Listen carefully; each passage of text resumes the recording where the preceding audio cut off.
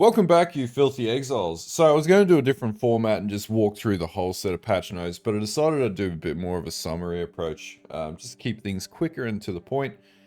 So, what are my overall feelings for the patch notes that obviously came out yesterday, and everybody's up in arms about it and everything? My comment here would be, this is pretty normal. Like, this is very on track with what GGG does in most patch notes, to be honest with you. There's winners and losers and everything else. I think the big key take-homes here, though, are the elements of fun that I see in the endgame, such as Waystone Sustain, which was a problem. Portals now being added back in based on the number of modifiers on maps, I think is a pretty okay compromise. Just the overall feel of the endgame sort of changes that are coming in. There's going to be a lot more fun. They've toned things down. They've made things more accessible. And I guess the frustrations that I had with the game as it was previously, and I'll preface, I was amicably critical of the game, and I still am in many ways, more than one. But this patch brings the game more into a direction that is what I thought Path of Exile 2 was going to be about, which was a bit slower of gameplay in the end game. Hopefully these patch notes pick up the early game a bit as well and give us a bit more power. And obviously there's probably a number of things, like we haven't seen the gem changes as well. So the uppers and lowers on gems, usually that's in the patch notes in great detail, but it's like, it's sort of in here, but it's not. Yeah, we haven't seen all the new support gems either listed. There's a number of things that we haven't seen, like changes to base values on the actual items themselves. So they've given us the name changes, but not the changes of the base items. So then just percentage shifts and things like that. So there's a lot of detail in these patch notes, but it's probably missing a large number of other details that they've added in the game as well. That's maybe a cope take, but at the end of the day, I actually believe it's a good direction to go in, and I'll elaborate throughout this video, but there are just a number of uniques that were totally ridiculously morphing the endgame into a 3-build endgame. I think the top 3 ascendancies were like Sork, Gemling Legionnaire for the attribute stacking element, and the Invoker, which was just totally out of control with stuff like Grim Feast. I think Sork was like 26.7%, this is just standard. 20.7% for Gemling Legionnaire, and like 18.5% was Invoker.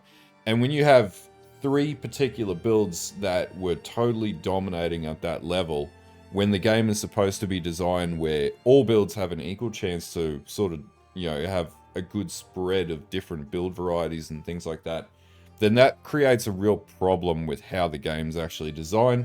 And this balance pass is what I'm going to call it, brings that. So if you look at it like they're all, these high performers are up here and everything else is down here, it's sort of bringing things in line like that, so it's more equal and balanced. Now, I've heard comments or seen comments in my other video about Lightning Arrow getting nerfed. Lightning Arrow itself didn't get nerfed. The synergies around Lightning Arrow got nerfed. And the reason why Lightning Arrow got nerfed, if we want to look at it like that, is because you could almost one-tap an endgame pinnacle boss. And funnily enough, someone actually put a comment like that up in the video, which is wild, because the whole idea for the endgame pinnacles is that you can't one-tap them, because that's not a good, that's not good. It trivializes the whole endgame, and we're back to Path of Exile 1 complaints about zoom zoom.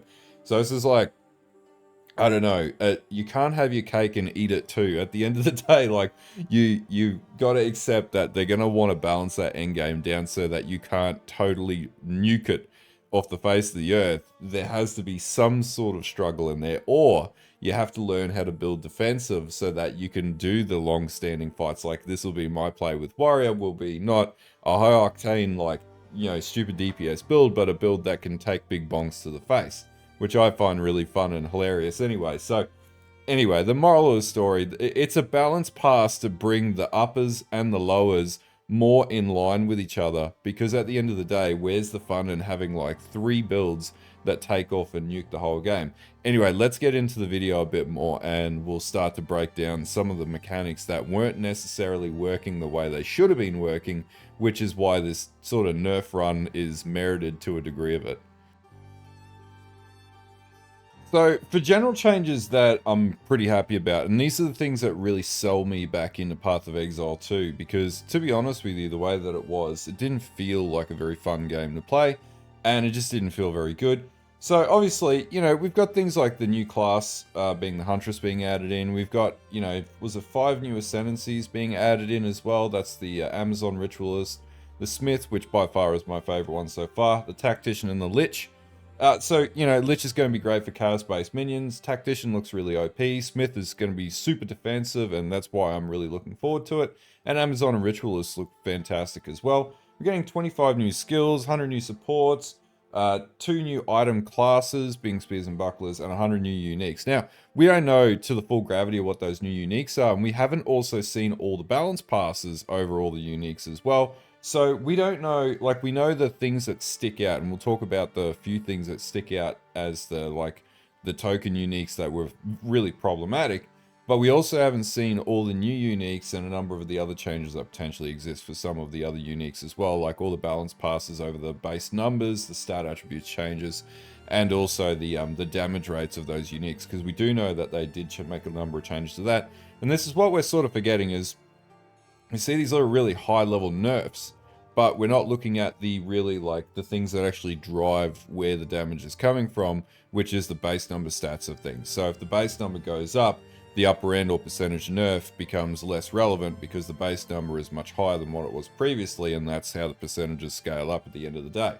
So if the percentages are off or too high, it'll be way too powerful. So potentially, like, a number of these questions will be answered in the coming days when we get more information and we start having a look at the actual game on the launch on Saturday. So this is just one of the elements of it. The second thing is that Waystones and Waystone Sustain has been totally re-engineered, and this was one of the biggest pain points that I had in the endgame, which was totally frustrating for many players, which was you barely could get Waystones unless you were like running Magic Find, and or they were inconsistent. So they adjusted the bosses. Map bosses still, you know, you'd clap out on maps, and we'll talk about this final point for general changes, which is the biggest thing that sells me back to the game.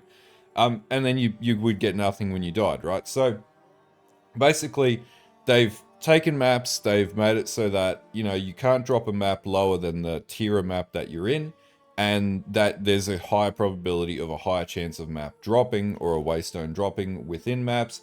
And so, you know, you're going to get a lot more consistent map sustain moving forwards, which will be very, very similar to how Path of Exile 1 worked. And quite frankly, I really like that design mechanic, and I really like the way that it's been redesigned because it's consistent. It makes it a lot more enjoyable to scale up and complete nexuses and stuff like that moving forwards. And just overall, I just like this approach to the redesign work over the Waystone system.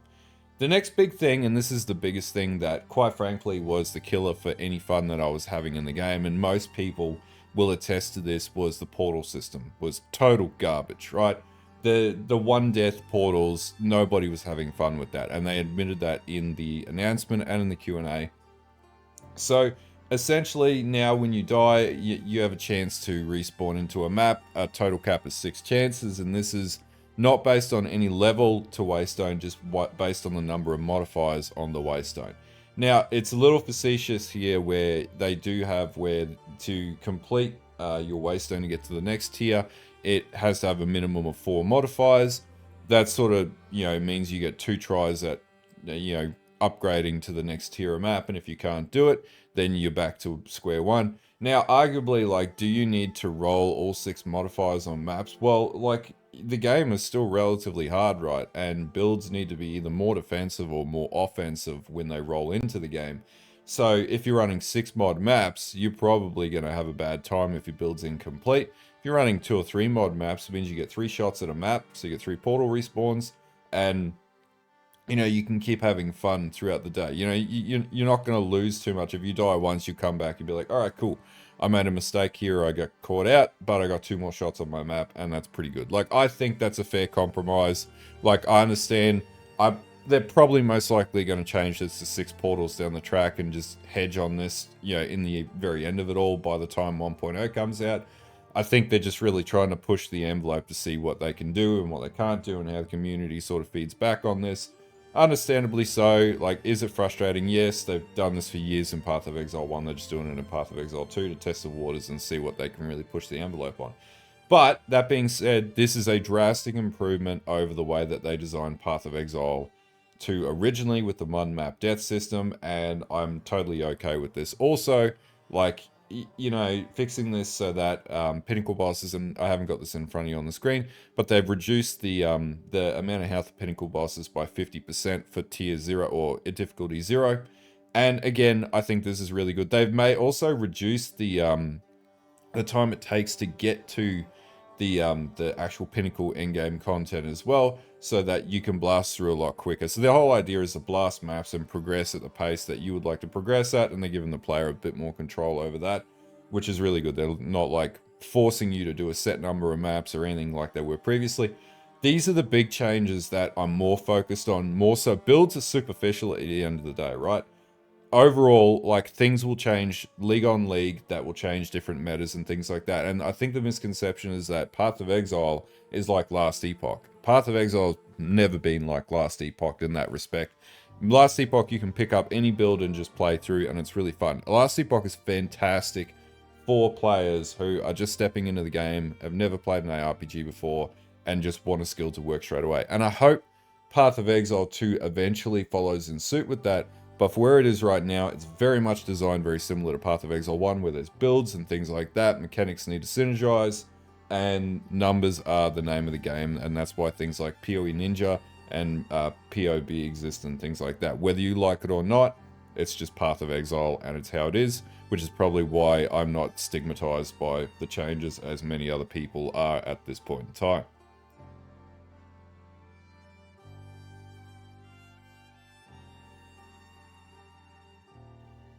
So with these, I'm just going to go through a few of the key changes that sort of stand out to me. So Ghost Ride unique body armor now provides 25% of maximum life converted to energy shield from 50%. This was pretty well abused in the launch, and was just like one of the go-to pieces of armor. If you check the number of builds that were using this throughout the game, and like build guides and everything else, this just got used ridiculously to the point where like every other build was running it. So, like, is this change merited? I think this change was merited. I think, like, taking this down a notch and making rare body armors is definitely a preference. Sometimes when you let a unique item that you can get so early on, and one of the other reasons is you could get this to work so early on in the game that this would be your BIS or best in slot chest armor for the entire run with your character.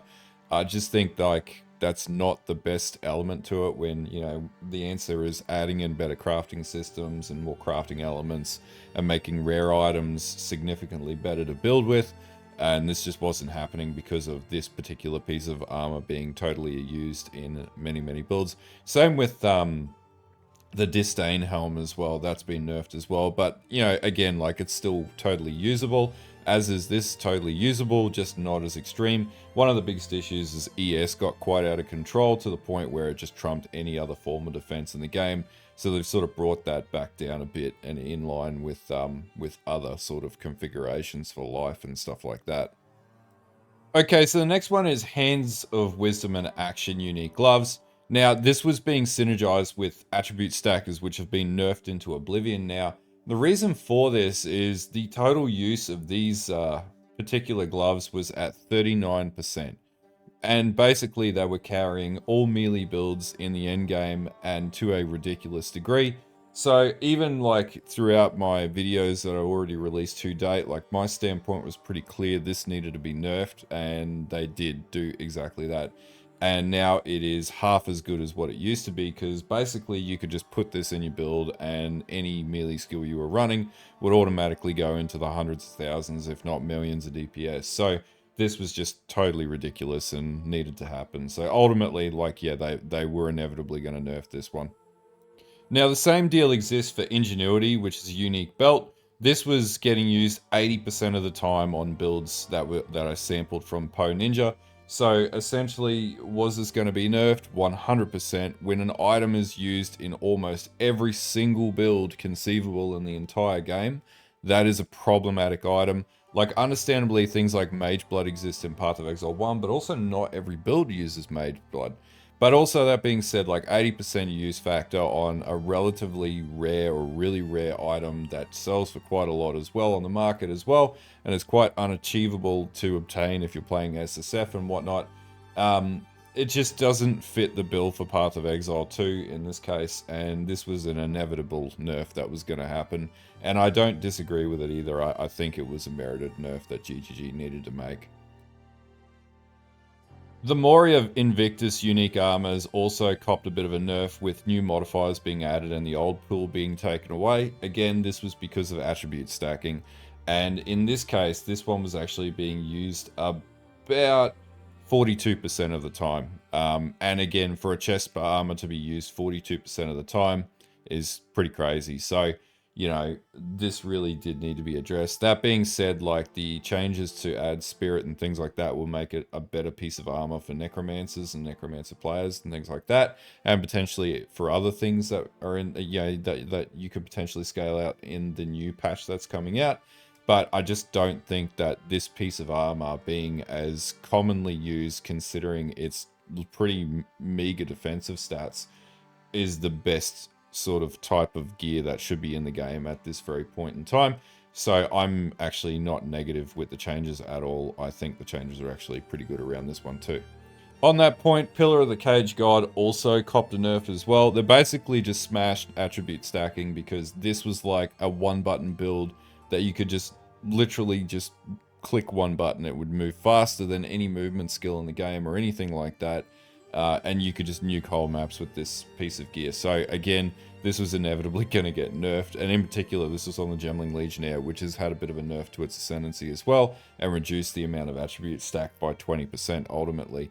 But this is what happens when we play one particular build, and it's just so common across the board. Almost every time GGG will hit it with the nerf hammer.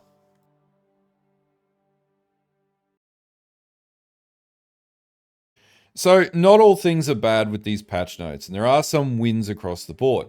Now, skill changes, they do make a comment that many skills have had their base damage and or damage growth per level rebalanced. Most of these changes are not specifically mentioned below, as the changes are too widespread. And I think this is like looking at the changes in a single optic, that these are the only changes that have occurred in the game, is probably a misconception here, and this is what I mean. We just don't have all the information in these patch notes. They're void of a number of sort of actual changes that they've actually put forward, just the things that stick out. So there's been probably a number of retunes of base number stats and things like that. So jumping to the conclusion and saying it's nerfed into the ground, it's a dead build, yada yada yada, would probably be quite unwise at this stage. Now, as for Herald of Ash, this did get a bit of a buff. So I've just got that up on screen now, and they basically identified a detriment to the way that it was calculating its overkill damage, so this has now been adjusted, and its radius is increased. So there's a few like this that stick out, that where, you know, this was not as commonly used, and this has been brought up to currency, so this is a good change. And there are a number of these sprinkled within the patch notes as well. It's just the builds that people wanted to abuse and use the most have been hit, and the builds that weren't being used a lot, or the ascendancies that were weaker, have been sort of brought up in scale, and that's what I'm trying to show with a few of these key points, just to outline that. The next big improvement is the Pathfinder, in particular the Practical Remedies Ascendancy point and Sustainable Practices Ascendancy point. Sustainable Practices provides 30% of evasion rating, also grants elemental damage reduction. It's incredibly strong, right? And then Practical Remedies provides that the ability to allocate Ground Stick, Dousing Vial, and Thawing Campfire, which provides immunity to Shock, Ignite, and Freeze, respectively. So, like, the Pathfinder, I would actually surmise, will likely get a bit of a bit more playtime than how it was previously, because currently the Deadeye was totally outperforming this Ascendancy. Now Pathfinder's more in line with the Pathfinder we know from Path of Exile 1, and I really like this change. There's probably some pretty cool stuff we can do with this now with the new skills and whatnot too. Titan and Warbringer also got some buffs across the board, so there was really no downsides to these. In particular, Warbringer's Totem Ascendancy node got buffed up to an element, or maybe buffed up. We have to test that to figure out whether or not these changes are actually relevant. And basically the other changes are relatively benign and of no disadvantage anyway. Titan really got the biggest advantage here with 50% more damage against heavy stun enemies from 40% and 25% chance for slams to aftershock instead of 20%. So that's not a bad change. It's interesting though, they didn't change the inventory expansion slot node, which I would have thought would have been something they probably should have addressed, but maybe the Titan kit is good enough. I just don't see how either of these kits is going to be better than the Smith, but you know, that's my personal take on that. Armor Break also caught a break and got a 20% increase from physical damage from hits, which is really good. It means that Armor Break setups, and particularly using the Warbringer, are going to be better moving forwards as well. And maybe I'm just a little biased because I really want to make Warrior a great build archetype moving forwards. And the other big one for melee skills in particular, the wind-up timer has been adjusted. So it was previously 1.5 seconds for skills like Rolling Slam and Sunder and whatnot, and now that's been tuned down to 1 second, and the mana has also been adjusted accordingly, which is a big problem with a number of skills. When you played them at a much higher gem level, they would cost exceedingly more amounts of mana, and this would make it totally unsustainable to play some skills, to the point where you couldn't even get enough mana in your pool to be able to hit once with it, and this would just totally break up the flow of combat. So these are actually pretty good changes, and while they look like non-matter changes that you're not worried about, these are actually the changes that I want to see in the game versus what people are complaining about that they don't like. These little changes actually have a very big impact in playing a number of lower end builds and bringing them up to the standard that the more, I guess, powerful and stronger builds operate at. And so I guess this is why I'm also less negative about these patch notes as well. Okay, so I guess I just wanted to cover off on a few of my thoughts about the patch note changes and then go through some examples of where, like, I see these maybe very differently to how a lot of people are reading them, and that I'm looking at the little things and the nuances that are being changed that mechanically adjust the overall game and the direction moving forwards, more so than just looking at the one specific build that I was playing last league that now won't be able to play. Does this happen every single time patch notes comes out for Path of Exile, you know, as it stands? Yes, there's always two tracks of thought when it comes to patch notes. There's looking at the little nuanced changes and are they good or bad, and what do those changes mean for the overall direction of the game moving forwards? And then there are the groups that look at, oh, I can't play my favorite build anymore. Oh, the game is screwed, rah, rah, rah, rah. It's always been the case with Path of Exile, from Path of Exile 1, and it's echoed through the Path of Exile 2, and I dare say it won't change in the future. But I'd probably challenge you and say, like, look at the patch notes as a direction moving forwards for where the game is going. And if you're seeing weird and wacky stuff that are pointing the game back to making it more difficult unnecessarily or anything like that's probably cause to be concerned. But from the way that I see these patch notes, it's more like bringing the game up to a level standard balance, getting rid of the ridiculous overpowered builds, but also bringing the lower end builds up as well. Also noting that there's not a lot, there's information that is not contained within these patch notes from what we can see in some of the commentary as well. So we're only getting a snapshot, not the whole picture. So drawing a judgment from that's also quite hard as well. Really, the only thing that's going to tell us whether or not these are good patch notes is jumping into the game and getting a good feel for it. I dare say monster like health numbers and all sorts of stuff like that have also been balanced and readjusted for normal packs and everything else. Usually that's what they need to do when they put specters in the game. And we haven't even talked about specters. And the fact that specters exist and you can replicate them as minions, and if those packs are already exceedingly strong, that means specters would be the strongest sort of, you know, build in the game. And so it's very likely there are huge amounts of sort of metric number passes that they've done to rebalance all those elements in the game to make it hopefully feel a little better. But again, we'll find out on Saturday, ultimately at the end of the day. Anyway, if you like this video, don't forget to like and sub, and make sure you check out my other videos I'm putting up for Path of Exile 2. Actually, like I said, I'm pretty excited about these patch notes and the changes coming into the game, even though I was critical before. The changes that stick out to me are the portal systems, waystone, stuff like that I look for because the end game is what I play Path of Exile for in general, and it looks like that's been adjusted. What am I going to play for my league starter? Well, I'm probably going to go a Spearsmith and play Flaming Spear, something like Rapid Strike, Flame Spear, Explosive Spear, something like that. And anyway, I'll see you guys on League Start morning anyway. I probably won't have any other videos out until then. But if I don't see you guys until then, make sure you have a safe Friday, and I will see you bright and early for League Start tomorrow.